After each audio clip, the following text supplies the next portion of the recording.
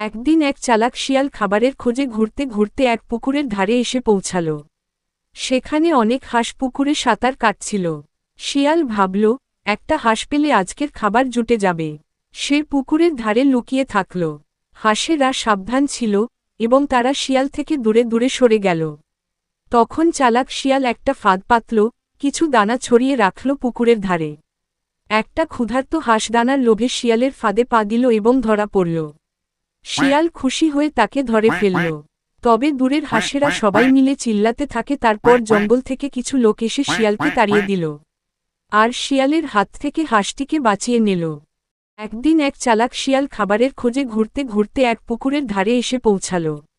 সেখানে অনেক হাঁস পুকুরে সাঁতার কাটছিল। শিয়াল ভাবল, একটা হাঁস পেলে আজকের খাবার জুটে যাবে। সে পুকুরের ধারে লুকিয়ে থাকল। হাঁসেরা সাবধান ছিল এবং তারা শিয়াল থেকে দূরে দূরে সরে গেল। তখন চালাক শিয়াল একটা ফাঁদ পাতল, কিছু দানা ছড়িয়ে রাখল পুকুরের ধারে। একটা ক্ষুধার্ত হাঁস দানার লোভে শিয়ালের ফাঁদে পা দিল এবং ধরা পড়ল। শিয়াল খুশি হয়ে তাকে ধরে ফেলল। তবে দূরের হাঁসেরা সবাই মিলে চিল্লাতে থাকে। তারপর জঙ্গল থেকে কিছু লোক এসে শিয়ালকে তাড়িয়ে দিল আর শিয়ালের হাত থেকে হাঁসটিকে বাঁচিয়ে নিল।